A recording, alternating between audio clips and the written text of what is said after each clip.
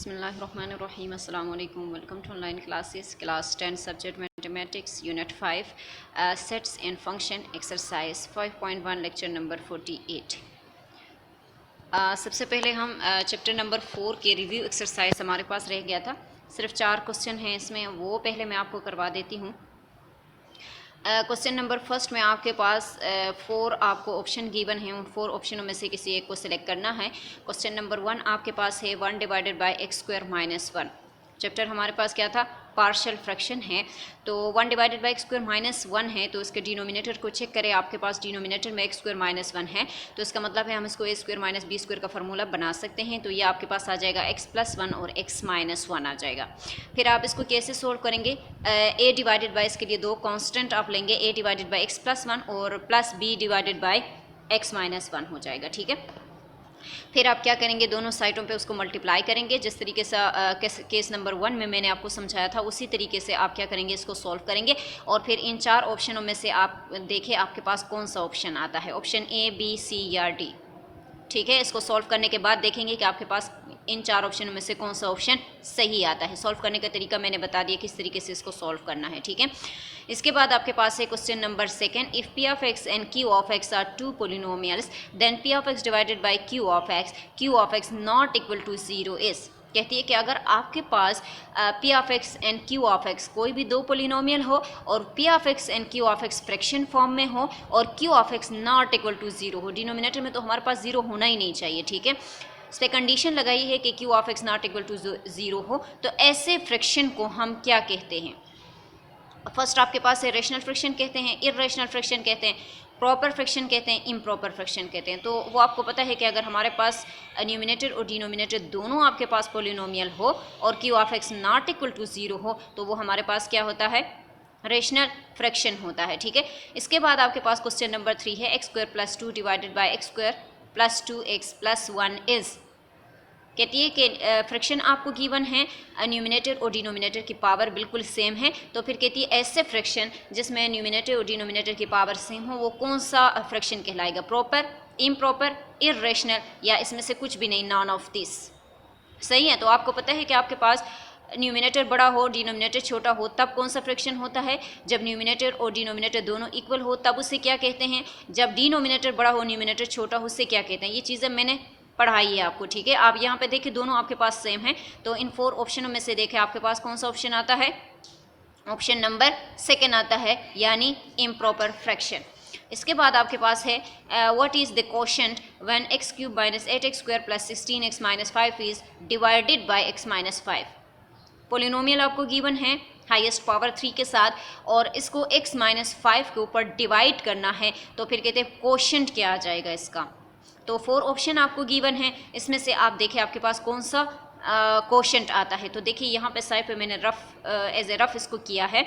यहाँ पे x minus 5 को मैंने डिवाइड किया है जो गिवन पोलिनोमियल है इसके ऊपर, तो आपके पास कोशेंट क्या आ रहा है? देखिए x square minus 3x plus 1। तो इन 4 ऑप्शनों में से देखिए आपके पास कौन सा ऑप्शन आ रहा है? ऑप्शन सी आ रहा है। ठीक है, इसके बाद हम आ जाते हैं चैप्टर नंबर 5 की तरफ। चैप्टर नंबर 5 हमारे पास चैप्टर का नेम है सेट्स एंड फंक्शंस। पहले हम फंक्शंस की तरफ नहीं आते, जब मैं फंक्शन पढ़ाऊंगी उस टाइम पे फिर मैं आपको बता देती हूँ कि फंक्शन है क्या। पहले हम सेट्स की तरफ आते हैं। सेट्स हमारे पास क्या होता है? देखिए कुछ इंपॉर्टेंट सेट्स आपको बताएंगे। सेट की डिफिनीशन तो आप लोगों को आता होगा, 6, 7, 8, 9 में हम पढ़ा चुके हैं कि सेट्स है क्या, हम किस तरीके से सेट बनाते हैं और सेट की डिफिनीशन क्या है। ठीक है, अब यहाँ पे देखिए set of natural number, set of natural number को n से डिनोट किया, और सेट ऑफ नेचुरल नंबर कहाँ से स्टार्ट होता है? 1 से स्टार्ट होता है और इन्फिनिटी तक चला जाता है। इसी तरह आपके पास है set of whole numbers, whole number को w से डिनोट किया जाता है और वो 0 से स्टार्ट हो जाते हैं। ठीक है, इसके बाद आपके पास है z ऑफ इंटीजर, इंटीजर को हम z से डिनोट करते हैं, और plus minus 1, plus minus 2, plus minus 3, 0 सारे एलिमेंट हमारे पास यहाँ पे शामिल होते हैं। इसके बाद है e, set of even integers. यहाँ पे e से हम क्या डिनोट कर रहे हैं? Set of even integers. तो इवन आपके पास 0, plus minus 2, plus minus 4, plus minus 6, plus minus 8। ठीक है, फिर आपके पास है ऑड, तो ओ से हमने उसको डिनोट करना है, और आपके पास ऑड इंटीजर कौन से हैं? Plus minus 1, plus minus 3, plus minus 5। इसके बाद p equal to set of prime number.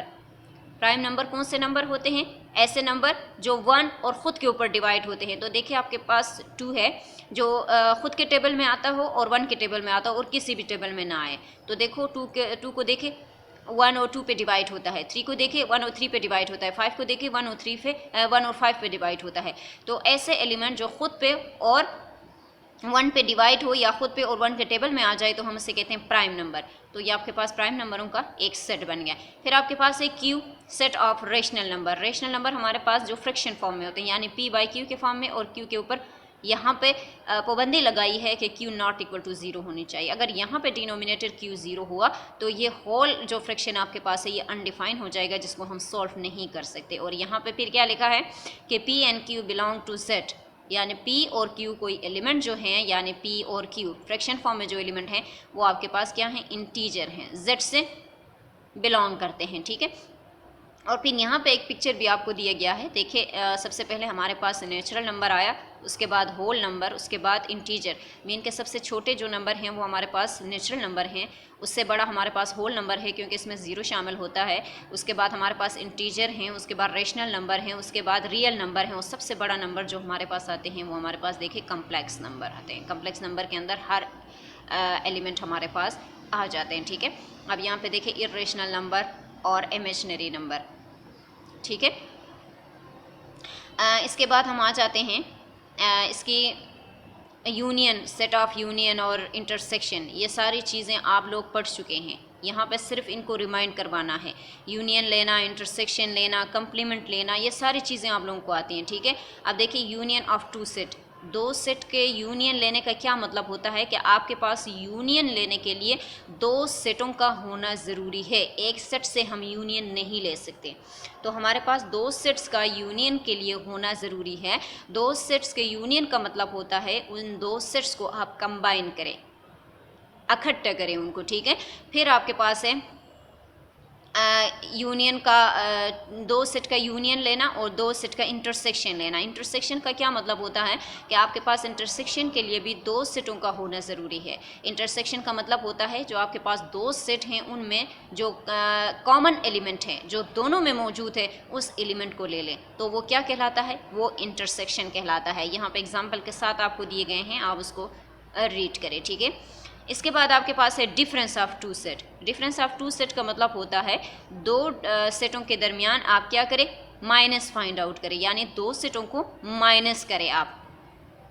तो फर्स्ट सेट और सेकंड सेट हमारे पास 2 सेट होंगे, हम पहले ए से बी को निकालेंगे या बी से ए को निकालेंगे। तो ये आगे मैं क्वेश्चनों में आपको समझाऊंगी कि हम ए से बी को कैसे निकालते हैं या बी से ए को कैसे निकालते हैं। तो डिफरेंस ऑफ 2 सेट का मतलब होता है 2 सेटों के दरमियान डिफरेंस फाइंड आउट करें, मीन के माइनस फाइंड आउट करें, ठीक है। फिर है complement of A set. Set की कंप्लीमेंट का क्या मतलब होता है कि अगर आपके पास एक यूनिवर्सल सेट है, यूनिवर्सल सेट का मतलब होता है बड़ा सेट, सही है, जिसके अंदर हर एलिमेंट मौजूद होती है। इसके बाद आपके पास कोई भी सेट हो, एक तो यूनिवर्सल सेट मीन के सबसे बड़ा सेट, और फिर इसके बाद आपके पास सपोज करें कोई एक सेट है जिसका नाम ए है, तो ए कंप्लीमेंट का मतलब होता है ए को यूनिवर्सल से निकाले। यूनिवर्सल सेट में अब तमाम के तमाम एलिमेंट मौजूद हैं। अब सेट ए ऐसा सेट है जिसमें कुछ एलिमेंट मौजूद हैं, तो ए कंप्लीमेंट का मतलब होता है आप यूनिवर्सल सेट से ए को निकालें, सही है। तो हम उसे क्या कहते हैं, सेट ऑफ कंप्लीमेंट कहते हैं, सेट का कंप्लीमेंट लेना, ठीक है। अब हम आ जाते हैं एक्सरसाइज 5.1 की तरफ। एक्सरसाइज 5.1 में आपके पास देखिए if A 1 2 3 B 0 and 1 and C 1 3 4 then find A union B. Set A आपको गिवन है, सेट बी आपको गिवन है, सेट सी आपको गिवन है। फाइंड आउट क्या करना है, ए और बी का यूनियन फाइंड आउट करें। तो यूनियन का क्या मतलब होता है, इन 2 सेटों को आप क्या करें, कंबाइन करके लिखें, इकट्ठा करें इनको। तो हम यहाँ से इसको जब कंबाइन करते हैं तो देखिए यहाँ से सबसे छोटा नंबर हमारे पास 0 है, तो 0, यहाँ से 1 2 3, तो हमने क्या कर दिया, सेट को कंबाइन कर लिया, तो ये उसका यूनियन हो गया। इसी तरह आपके पास सेकंड इसके पार्ट हैं ए इंटरसेक्शन बी। अब आप क्या करें, इंटरसेक्शन ले लें ए और बी का, तो सेट ए मैंने लिख दिया, सेट बी आपके पास 0 and 1 है, A intersection B find out करना है। तो इंटरसेक्शन बी में पहले सेट ए मैंने लिख दिया, उसके बाद सेट बी। अब इन दोनों में देखें आपके पास कॉमन एलिमेंट कौन सा है, 2 यहाँ पे मौजूद है, यहाँ पे नहीं है, 1 यहाँ पे भी है, यहाँ पे भी है, तो इसका मतलब है 1 इनमें कॉमन है। बाकी एलिमेंट आप देखिए कॉमन नहीं है, एक सेट में है तो दूसरे सेट में मौजूद नहीं है।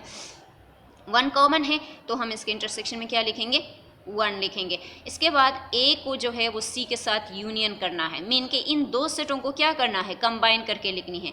तो यहाँ पे सेट ए लिख दिया, यहाँ पे सेट सी लिख दिया, A union C find out करना है। तो ए के एलिमेंट मैंने लिख दी यूनियन, फिर सी के एलिमेंट मैंने लिख दी। अब इन दोनों को कंबाइन करें, 1 2, यहाँ से 3, देखिए अब 1 2 टाइम्स पे आया हुआ है, तो हम सेट लिखते हुए ये नहीं करेंगे कि 1 को 2 टाइम्स पे लिखें, ऐसा नहीं करेंगे। सेट के अंदर रिपीटिशन नहीं होती, सही है ना। अगर एलिमेंट आपके पास 3 सेट हैं और तीनों में आपके पास 1 1 और 1 आया हुआ है, तो आप ऐसा नहीं करेंगे कि इसको यूनियन करते हुए आप 1 को 3 टाइम्स पे लिखें। सेट के अंदर रिपीटिशन नहीं होती। हम क्या करेंगे, 1 को 1 टाइम्स पे लिखेंगे, 1 टाइम्स पे 1 लिखेंगे, या 1 टाइम्स पे 2 लिखेंगे। अगर तीनों में भी कॉमन है तब भी हम क्या करेंगे, सिर्फ उसको 1 टाइम पे लिखेंगे। तो यहाँ पे 1 को देखें, दोनों में है तो हम उसको 2 टाइम्स पे नहीं लिखेंगे, सिर्फ 1 टाइम्स पे लिखेंगे, फिर 2, फिर 3 और फिर यहाँ से देखिए हमने उसको कंबाइन कर दिया। इसी तरह आपके पास क्वेश्चन नंबर 2 है, इसके कुछ पार्ट्स रह गए हैं वो आप होमवर्क में कर लेंगे, आसान है ना, यूनियन और इंटरसेक्शन लेना है। क्वेश्चन नंबर 2 है आपके पास, find A difference B and B difference A when A 1 3 5 7 and B equal to 3 4 5 6 7 8। Set A आपको गिवन है, सेट बी आपको गिवन है। क्या कहती है कि इनका डिफरेंस फाइंड आउट करें, ए और बी के बीच में और बी और ए के बीच में डिफरेंस फाइंड आउट करना है, मीन माइनस करना है। सेट ए आपको गिवन है 1 3 5 7 है, सेट बी आपको गिवन है 3 4 5 6 7 8 है। ए डिफरेंस बी फाइंड आउट करना है, बी डिफरेंस ए फाइंड आउट करना है। पहले हम ए डिफरेंस बी फाइंड आउट करेंगे, तो ए डिफरेंस बी फाइंड आउट करने के लिए पहले ए के एलिमेंट हम लिख लेते हैं, फिर माइनस, देखिए यहाँ से मैंने माइनस लगा दिया, माइनस की जगह ये स्लैश भी लगा सकते हैं, ठीक है। तो यहाँ से बी के एलिमेंट मैंने लिख दिया। अब इसको माइनस करने का तरीका क्या होगा, हम सेट ए के ऊपर ध्यान देंगे, जिस एलिमेंट से हम निकाल रहे हैं दूसरे सेट को। अब हमारे पास सेट ए है, जो हमारे पास पहला सेट है, हमारा ध्यान उसके ऊपर होगा। हम सेट बी को इतना नहीं देखेंगे, हमारा ध्यान कहाँ पे होना चाहिए, सेट ए के ऊपर होना चाहिए। अगर हम बी से ए को निकालेंगे तो हमारा ध्यान बी के ऊपर होना चाहिए। अब यहाँ से हम ए से बी को निकाल रहे हैं, तो इसका मतलब है हम ए के ऊपर ज़्यादा ध्यान देंगे, ठीक है। हमारा देखिए यहाँ पे आपके पास 1 है, सेट बी में देखिए 1 कहीं पे है, नहीं है ना, तो जो नहीं है वो इसके पास रहेगा, समझ आ रही है। तो ये 1 रह गया। अब ये 3 है, सेट ए में 3 है, सेट बी में भी 3 है, माइनस करें, ख़त्म हो गया। 5 है, सेट बी में भी 5 मौजूद है, माइनस करें, ख़त्म हो गया, क्योंकि माइनस कर रहे हैं ना। 7 सेट ए में मौजूद है, बी में भी मौजूद है, ख़त्म हो गया। अब देखिए सेट बी में आपके पास 8 रह गए हैं, वो हम नहीं लिखेंगे, क्योंकि हम ए से बी को माइनस करें तो बी के एलिमेंट की हमें ज़रूरत नहीं है। हमारा फोकस कहाँ पे होना चाहिए, ए पे होना चाहिए। अब ए में सिर्फ 1 ऐसा एलिमेंट है जो बी में मौजूद नहीं है, तो जो बी के पास नहीं है वो ए के पास रहेगा। तो देखिए ए डिफरेंस बी में आपके पास क्या रह गया, 1 रह गया। फिर हम बी डिफरेंस ए करेंगे, तो पहले बी के एलिमेंट हमने लिख दी, इसके बाद हमने ए के एलिमेंट लिख दी। अब हम बी के ऊपर ज़्यादा ध्यान देंगे। बी में देखिए 3, सेट ए में 3 मौजूद है, माइनस हो गया, ख़त्म हो गया। 4 सेट बी में मौजूद है, सेट ए में है नहीं, 4 है नहीं है, तो ये 4 इसके पास रहेगा, वो हमने रख दी। 6 देखे सेट बी में तो मौजूद है, सेट ए में है नहीं है, वो भी हम रख लेते हैं। 7 देखे सेट बी में है मौजूद है, सेट बी में सेट ए में है मौजूद है, दोनों को माइनस करें, ख़त्म हो गए। अब सेट बी में देखें आपके पास 8 मौजूद है, लेकिन सेट ए में 8 मौजूद नहीं है, तो हमारे पास ये 8 जो है ये भी रहेगा। अब देखो हमने जब बी से ए को माइनस किया, हमारे पास सारे इवन नंबर आ गए, ठीक है। इसी तरह हम क्या करते हैं, इसके सेकंड आपके पास पार्ट है 0 +- 1 +- 2 +- 3, और बी आपके पास है -1 -2 एंड -3। सही है, पॉजिटिव इंटीजर यहाँ पे आपको दिए गए हैं और यहाँ पे आपके पास नेगेटिव इंटीजर आपको दिए गए हैं। अब क्या करना है, ए से बी को माइनस करें और बी से ए को माइनस करें। अब यहाँ से ए से बी को माइनस करें, तो पहले मैंने ए के सारे एलिमेंट डाल दिए, बीच में माइनस, और फिर बी के एलिमेंट डाल दें। अब यहाँ पे देखें 0 सेट ए के ऊपर हम ज़्यादा देख रहे हैं कि सेट ए में हमारे पास क्या बच जाता है, कितने एलिमेंट बच जाते हैं। तो यहाँ पे 0 तो इसके पास है, इसके पास 0 नहीं है, तो इसका मतलब है 0 इसके पास रह गया, सही है ना। अब देखिए +- 1 है, सही है ना, +- 1। अब हम यहाँ पे देखें, अगर हम -1 को ले रहे हैं, -1 को ले रहे हैं तो यहाँ से माइनस है ना, तो ये माइनस और ये 1 के साथ जो माइनस है ये माइनस माइनस प्लस हो जाएंगे। हमें एक एलिमेंट को ख़त्म करना है, समझ आ रही है। अगर हम यहाँ से प्लस को ले रहे हैं तो ये दोनों भी तो प्लस हो जाते हैं, तो ये तो ख़त्म नहीं हो रहा, हमें एलिमेंट को ख़त्म करना है। तो यहाँ से हम -1 को लेंगे तो ये माइनस और ये माइनस प्लस हो जाएंगे, तो -1 + 1 कैंसिल आउट, आपके पास क्या रह गया, -1 तो रह गया, वो इनके पास रहेगा। इसी तरह हम +-2 है, सही है ना, तो -2 को आप ले और ये माइनस और 2 के साथ जो माइनस है ये दोनों माइनस माइनस प्लस हो जाएंगे, तो -2 + 2 कैंसिल आउट, आपके पास क्या रह जाता है, +2 रह जाता है। सेम इसी तरह +-3 है, तो -3 को ले और ये माइनस करना है सेकेंड सेट से, तो ये माइनस और 3 के साथ जो माइनस है वो दोनों प्लस हो जाएंगे, तो एक +3 में एक माइनस में +3 और -3 ये दोनों कैंसिल आउट हो जाएंगे, आपके पास +3 रहेगा। इसी तरह हम b से a को निकालते हैं। अब माइनस वाले हमने लिख दी और सेट सारा लिख दिया b का और फिर सारा a का हमने लिख दिया, सही है। अब देखें -1 है, सही है, तो यहाँ से इसको माइनस करना है, तो ये माइनस और ये माइनस प्लस हो के तो +1 तो कैंसिल आउट हो गया, ख़त्म हो गया। अब -2 है, यहाँ से 2 को देखें, ये माइनस और ये माइनस प्लस हो जाएंगे, तो -2 + 2 कैंसिल आउट 0। यहाँ से -3 है, ये माइनस को आप -3 के साथ अंदर मल्टीप्लाई करें तो -3 और -3 आपके पास -3 और +3 कैंसिल आउट, आपके पास 0। तो यहाँ पे तो कुछ भी नहीं बचा, तो ये आपके पास क्या रह गया, एम्प्टी सेट रह गया, सही है। इसी तरह आपके पास ये क्वेश्चन नंबर 1 के 4, 5 और 6 पार्ट जो है आसान है आपके होमवर्क में, और फिर ये क्वेश्चन नंबर 2 जो है वो आपके पास इसके 3rd पार्ट है, ये भी आप होमवर्क में करेंगे, ठीक है। आसान क्वेश्चन है इसलिए मैं होमवर्क में दे रही हूँ।